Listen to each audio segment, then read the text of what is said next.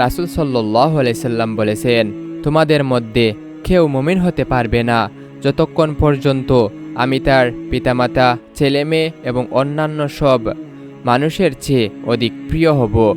রাসূল সাল্লাল্লাহু আলাইহি সাল্লাম এর বক্তব্যের অর্থ হলো, একজন মানুষ প্রকৃত অর্থে কেবলমাত্র তখনই মুমিন হতে পারে যখন রাসূল এবং তার আনিত দ্বীনের প্রতি তার আকর্ষণ ও ভালোবাসা অন্য যাবতীয় পার্থিব বস্তুর আকর্ষণ ও ভালোবাসার চেয়ে শক্তিশালী হবে।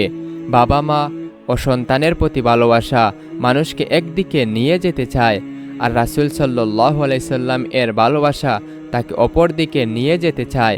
এ অবস্থায় মানুষ যখন সব কিছু বাদ দিয়ে আল্লাহর রাসূলের পথে চলতে শুরু করে, তখনই বুঝতে হবে সে পূর্ণ মুমিন, সে প্রকৃত রাসূল প্রেমিকে পরিণত হয়েছে।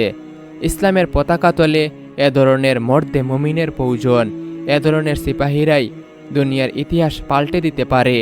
দুর্বল ও অপূর্ণ ঈমান, পিতামাতা, ভাই বোন ও স্ত্রী পুত্র পরিজনের ভালোবাসা ছিন্ন করে মানুষ আল্লাহর পথে চলতে পারে না।